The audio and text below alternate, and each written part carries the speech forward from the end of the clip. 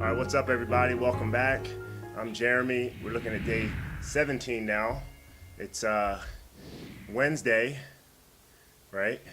I just got back from a run, and I wanted to do this while I was thinking of it. It's a little bit repetitive. It's kind of what I talked about Monday, talking about judging people and not to judge people, let them be. Well, as I was running, I go to the park, the local park, and you run around a dirt track that's, around baseball fields, and there's a lot of trees, and there's a lot of people. So it's a half-mile track. I'm running around, and so many people at certain times at night. I was there at the prime time, just a lot of people, so a lot of obstacles, people running the other way. And sometimes you get into behind these groups where it's like 6-7 people, and they just like stretch out and completely block the path completely, and you got to run around. And other people that are meandering, people running across, like not paying attention. It's almost like an obstacle course sometimes. You're like, really? Come on. But whatever, it is what it is. It got me thinking. It made me remember this. I think it was a Facebook post that I think Wizzo, Matthew Wisniak, put up. He had shared it. It was about trees, and appreciating a tree for what it is. It's a tree that has lived its life. It's alive. You wouldn't kill it. It's a live being. It's alive something. It's alive. It's not a creature, but it's alive. It's living. You cut it from the roots and stop the flow of water, and it'll die. So trees grow, and they get to be as bigger than pretty much anything. Go watch Lord of the Rings, and you can listen to them talk too. But they're pretty amazing, and it's kind of amazing just because when left untouched, when left unchanged by anything other than Mother Nature and what God intended to shape it, they're left to grow exponentially, enormous, huge, beyond boundary. Like, imagine if there really was a Jolly Green Giant. Anyway, I digress.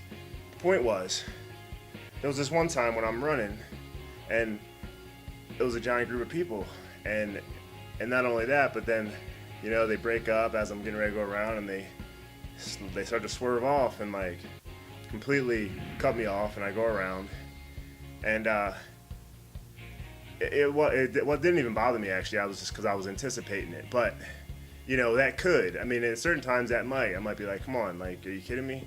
Like, pay attention. And I would think that would be a natural reaction for a lot of people when people cut them off. But immediately after that, I came across like a puddle. It hasn't rained lately, I don't think, but whatever. Maybe they were irrigating. And it was like a mud. I'm like, oh, I had to wander around that. And that took me right in the path of a tree. Tree's not moving. I gotta run around the tree. So it just got me thinking. It made me remember that post. And I'm like, people, they are just like trees. Imagine if you could treat people like trees.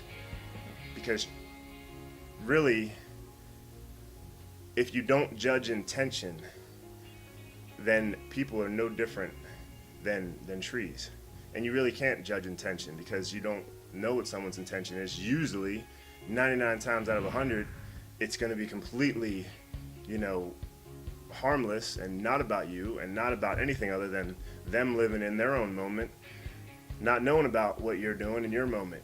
So, like, just as much as a wind could blow a branch and smack it in your face, is the same way as a person could blow over by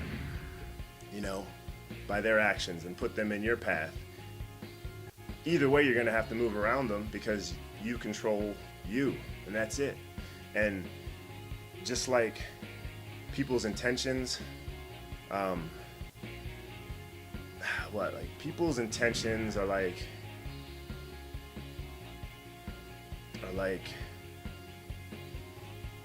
they're like the wind, or a tree is affected by the wind as much as people's actions and intentions and the way they are affected by their surroundings, by their elements that they grew up with, a la the wind.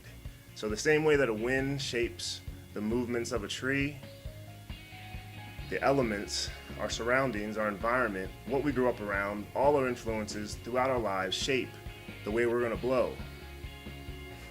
Didn't sound right. The way we're gonna shift and adapt and move in this world.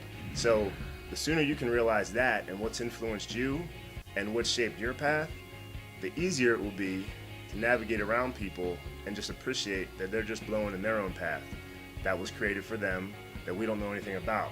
So when you're jogging down that path of life, just be ready to swerve and veer as much as you have to the right or left to give room for other people blowing in the wind just as much as you'd want someone to do the same for you. So you do that, you'll be a lot happier, and then in addition, keep thinking about what you can do today to make tomorrow better, and I'll see you tomorrow.